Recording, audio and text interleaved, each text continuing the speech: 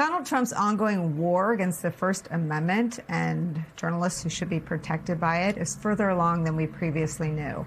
Brand new reporting in the New York Times reveals the unprecedented lengths to which Donald Trump's Department of Justice has gone to target journalists from the New York Times over their reporting on Trump's Qatari gifted jet.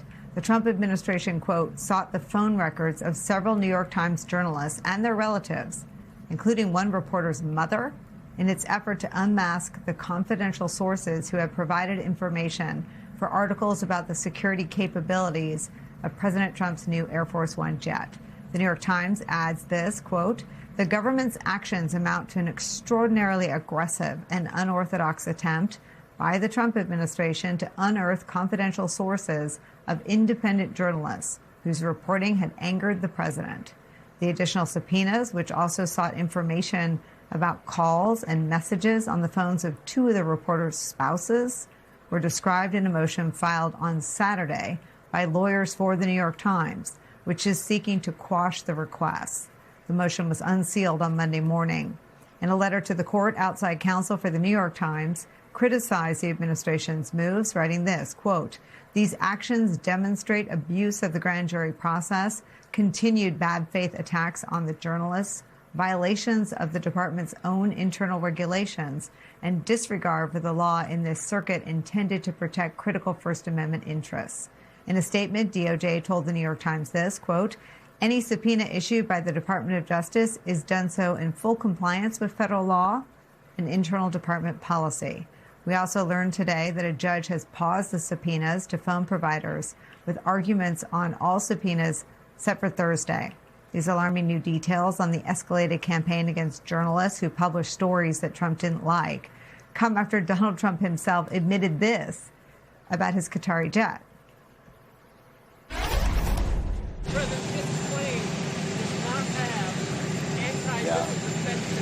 Well, it has a lot, and it has a lot of capability. But as I understand it, in about a month or so, they're going to send it to have it be maxed out. So they're going to be sending it, and they'll have it be maxed out. It'll take about a month. I want to bring into our coverage of this Democratic Senator Elissa Slotkin of Michigan. She's a member of both the Homeland Security and Armed Services committees. I know you are hardwired to view the importance of protecting national defense information and state secrets and intelligence. But what the Times is arguing, and what I think people that don't engage in journalism every day may not know, is that the Department of Justice has some rigor in its own systems to sort of pursue journalists as a last resort. Do you think it met those standards in this instance? I mean, look, I have to see all the details, but it certainly sounds like yet another example of this administration weaponizing the Department of Justice and the legal channels that come with it against people they perceive as enemies. That is something that is very familiar to me. The president took me and others, to the grand jury earlier this year. So that seems to be the playbook that he's using. I've been working in national security for over 20 years at this point, and there are channels, there are ways to protect sensitive information, to have engagement with media sources when you think they're about to leak something that threatens national security. I've seen that in my own time.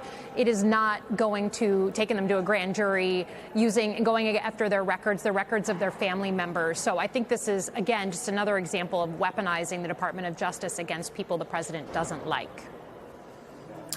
Something that we learned only after the fact that the Trump administration was doing in Trump's first term was this sort of narrow thing that the judge seemed to at least pause, which was to pursue the phone records and to tell the Trump administration they couldn't have them. If it was something that was more widespread than we knew in the first term, how widespread, and you talked about, they pursued you and 5 other lawmakers. How widespread should we be at least open to questioning those practices? Could they be? I think at this point, if you have a failure of imagination to think big about what this administration is willing to do, how they're willing to bend or break the law, then you're just not paying attention. I can't help you if you have a failure of imagination at this point, because he's telling us what he believes. He's telling us what he thinks. He's not hiding it. So, I think to me, I don't think that we should, I think there's this kind of hesitation by some people to think beyond the box. But this president has just told us with his own words over and over that he's more than willing, especially in his second term, to go outside that box, and we need to hear him on that. One of the things that we wanted to ask you about was this extraordinary performance, is the only word I can think of for it, of Jay Clayton, who is Donald Trump's nominee to lead the Office of the Director of National Intelligence, literally an office created after 9/11 to protect America and to protect Americans. He was, well, let me show you. Let me show you what he couldn't say. Answer the question. Who won the 2020 election? I have answered the question. Answer it. What is your answer? I've given you my answer. What is your answer? You refuse to answer a basic question about who won a presidential election, but you asked to lead America's intelligence community? Isn't it humiliating to be unable to answer this question, to have to indulge the president's delusions? We know, you know, everybody in this room knows the truthful answer to that question. Why can you not give it? I think I gave you the answer.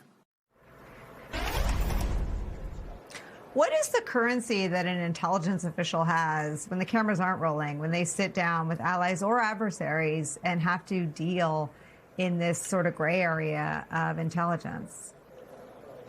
I mean, look, I think, you know, I've worked at the Office of the Director of National Intelligence, you know, was there when it was being set up because of intelligence failures. The most important thing when you're trying to protect the homeland against threats, all kinds of threats, is you have to be able to call something out when you see it, whether it makes the president happy or not.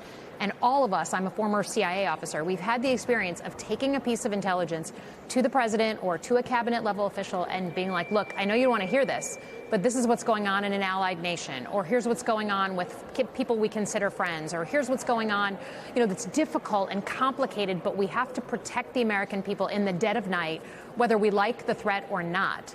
And I think when someone can't answer a basic question, an answer that should be easy for any person to answer, it really just says, like, why would I think that this person would ever be independent and straightforward about real threats facing the country?